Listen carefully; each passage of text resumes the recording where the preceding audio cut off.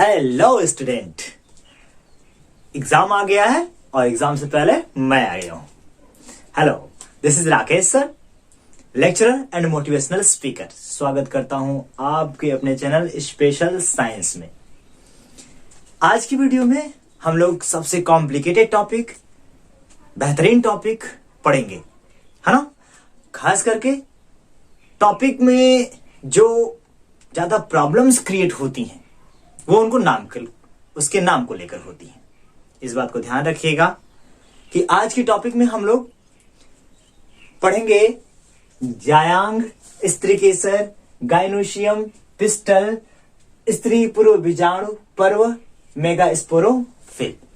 अब आप कहेंगे कि सर इतनी छोटी सी वीडियो में इतना बड़ा टॉपिक, इतना सारा टॉपिक कैसे पढ़ाएंगे? भाई इतना सारा टॉपिक नहीं, केवल एक टॉपिक पढ़ाएंगे और ये टॉपिक यही है जायांग। और जायांग को स्त्री केसर कहते हैं। ये वाला भाग जब आप लोगों ने पढ़ा था पिछली वाली वीडियो में तो आपको बताया गया था कि ये जो फ्लावर का ये पार्ट है, ये क्या है? फीमेल पार्ट है। क्या है? फीमेल पार्ट है। और ये वाला पार्ट क्या बताया गया था कि ये वाला पार्ट इसका मेल पार्ट है। सॉरी, मेल पार्ट है। तो हम लोगों ने मेल पार्ट को बहुत अच्छे से खत्म कर रखा था। आपने देखा होगा पिछली वीडियो में, सर्च करके देख लीजिएगा वंस अगेन। कंफर्म रहिएगा सारी चीजों को। एग्जाम को क्रैक करना है, फेस करना है, पूरी तरह से उसके ऊपर हावी हो जाना है।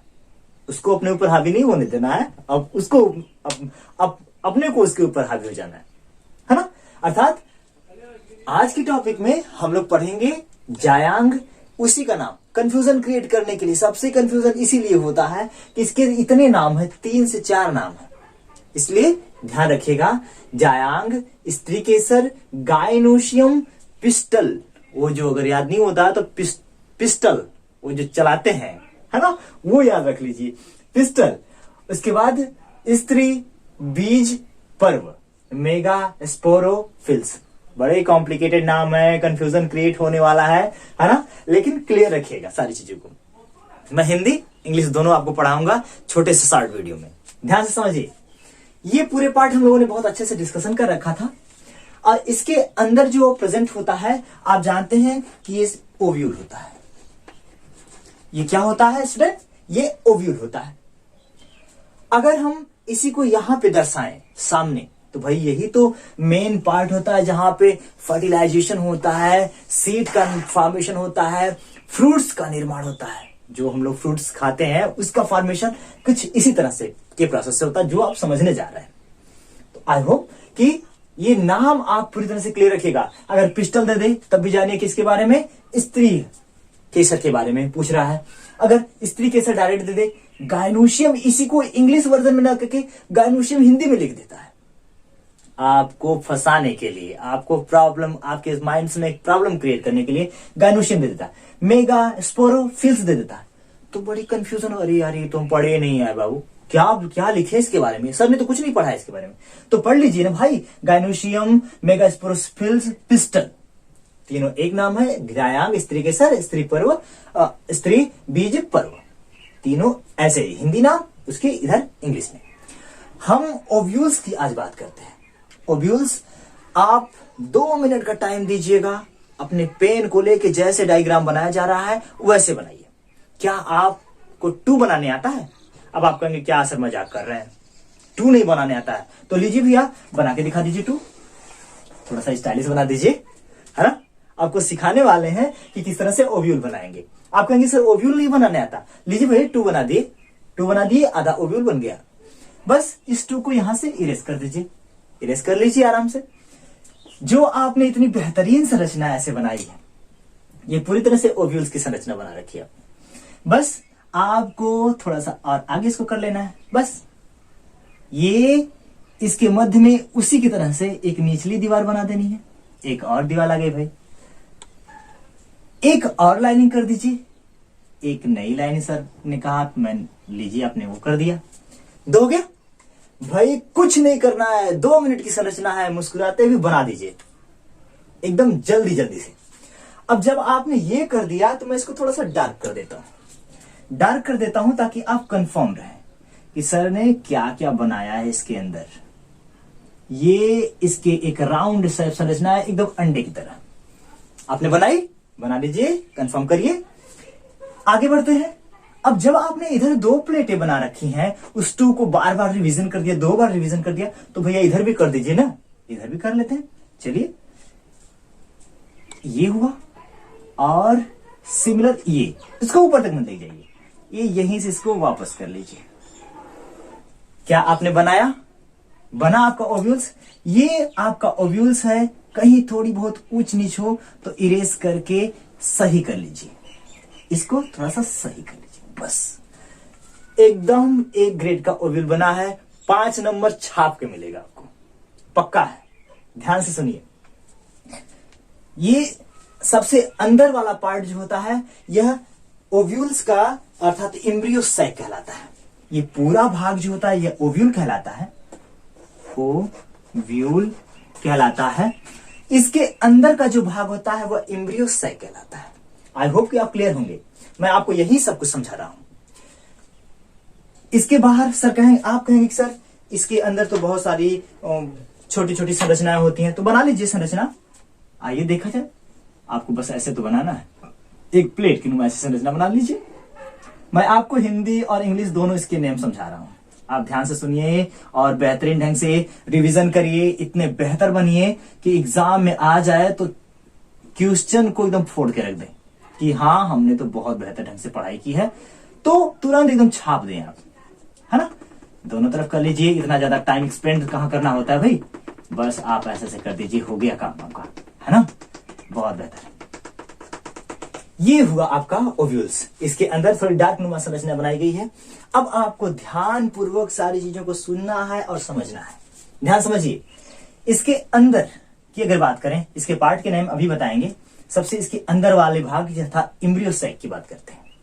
एम्ब्रियो सैक के अंदर 3 ऊपर की तरफ सेल्स आप इस तरह बना सकते हैं, 2 बीच में इसकी और 2 न्यूक्लियस, ऊपर भी न्यूक्लियस नीचे भी न्यूक्लियस, और 3 नीचे। क्या कलरफुल संरचना बनी, देखिए भाई, है ना, बहुत सारे कलर्स को इसमें मैच कर दिया गया है, अच्छा लग रहा है देखने में। 3 ऊपर छोटे छोटे कोष्ठ बना दीजिए, 2 बीच में और 3 नीचे। अब सबसे अच्छी बात यह है कि आपको बस इसका नाम एक बार याद करना है। अगर नाम याद हो गया तो क्वेश्चन की के ऊपर 100% पकड़ आ गई, तो फिर चाहे जिस तरह से घुमा फिरा के पूछिए, आप एकदम छाप के आ जाएंगे, है ना। कंफर्म रखिएगा सारी बातों को। अब सामने देखिए, ऊपर जो 3 सेल्स अर्थात न्यूक्लियस जो होता है उसका, यह कहलाता है एंटीपोडल न्यूक्लियस। क्या कहलाता है बाबू? Antipodal, antipodal nucleus. आगे बढ़े, 2 यहां का न्यूक्लियस मैं इधर लिखता हूं, इधर अगर एम्ब्रियो सैक को बाहर करके दिखाना होगा तो दिखा देंगे, तो यही सारी चीजें कंफर्म है, इधर भी लिख लीजिए। ऊपर कहेंगे कि सर ये तीनों एंटीपोडल सेल है, हाँ भाई ये तीनों एंटीपोडल सेल है। आगे बढ़ते हैं, नीचे की तरफ जो न्यूक्लियस है 2, वो 2 न्यूक्लियस है polar nuclei, polar nuclei, nuclei. अब आप कहेंगे sir antipodal cell polar nuclei 2 हो गए, तो नीचे भी बता दीजिए। नीचे एक प्रकार की सेल नहीं है, इसमें आपने एक एक नाम लिख रखा, यहां पे 2 नाम है। कंफ्यूजन जो क्रिएट होने वाला है यहीं से स्टार्ट होता है, तो इसको क्लियर करके रखिएगा। ऊपर 3 सेल्स, तीनों का नाम एंटीपोडल सेल, बीच में 2 पोलर न्यूक्लियाई, और जो नीचे 3 के पेयर दिख रहे हैं ये डिफरेंट हैं। इसमें से 2 सेल जो हैं नीचे की तरफ मैंने खींच दिया सिनर्जिट से, सिनर्जिट, सिनर्जिट से। और ये जो बीच में है सबसे इंपॉर्टेंट पार्ट, ये है इसका egg, egg cell. I hope कि आप इतनी चीजों को क्लियर करके रखे होंगे, है ना। एक बार फिर से कंसंट्रेट होके समझिए बातों को। सबसे ऊपर 3 सेल एंटीपोडल सेल, उसके बीच में 2 पोलर न्यूक्लियाई, 3 नीचे, 3 नीचों में से 2 सिनर्जिट सेल, 2 और एक एग सेल।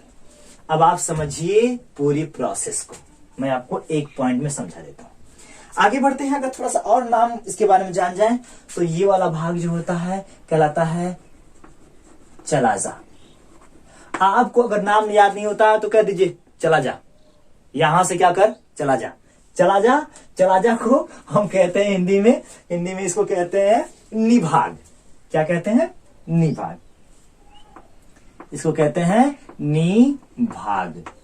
ये ओव्यूल्स का सबसे ऊपरी भाग होता है, वही जहां से फर्टिलाइजेशन ज्यादा होता है, अर्थात जहां ओव्यूल्स का मुख होता है, इसे हम कहते हैं माइक्रोपाइल्स।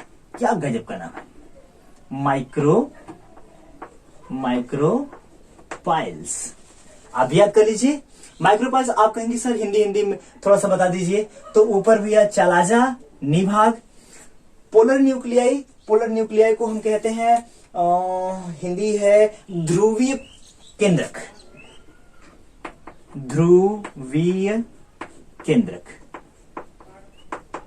अब लीजिए मैंने हिंदी में भी एक्सप्लेन कर दिया।